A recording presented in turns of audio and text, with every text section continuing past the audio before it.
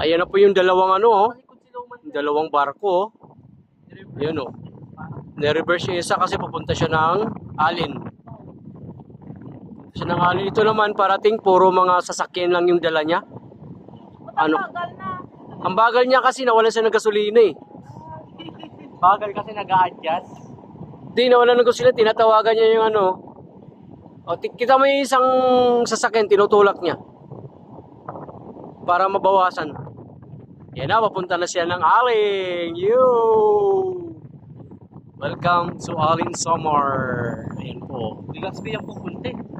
Alin yan. Lahat ng tumatawid dito is Alin yan.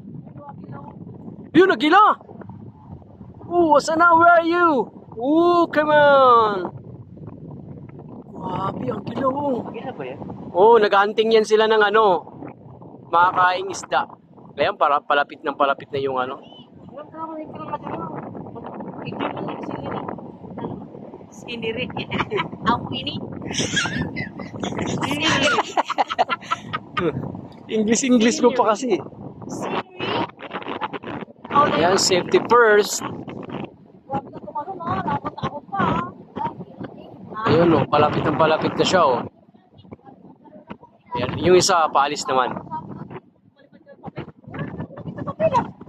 Ano yun? Ano yun? Ipinuro ko sa pito. Nilipat ko lang. O yun, oh, paalis sila. Ito, parating. Ayan siya. Oh, namumula na yung mata mo. Hindi ba kayo natatakot yun sa ganong ano? Hindi, malo na ako sa taas. Ha? Ay, kayo tumalik sa taas? Ayun, hati kayo. Oo, wag na kayo maingay, ha? Nakaimay ha? O, hati kayo. Uy, hati kayo! Ang dami na! Grabe, ah! Ang dami na. Sila yung mga tumatalon sa barko, yan. Pero mo, hanggang 5th floor yung tinatalon nila, ang taas. Grabe tong mga batang ito. Psst. Okay. Ano sasabihin? Thank you. Oh, ingat. Thank you din. Grabe mga bata, no? Ayan na. Oh.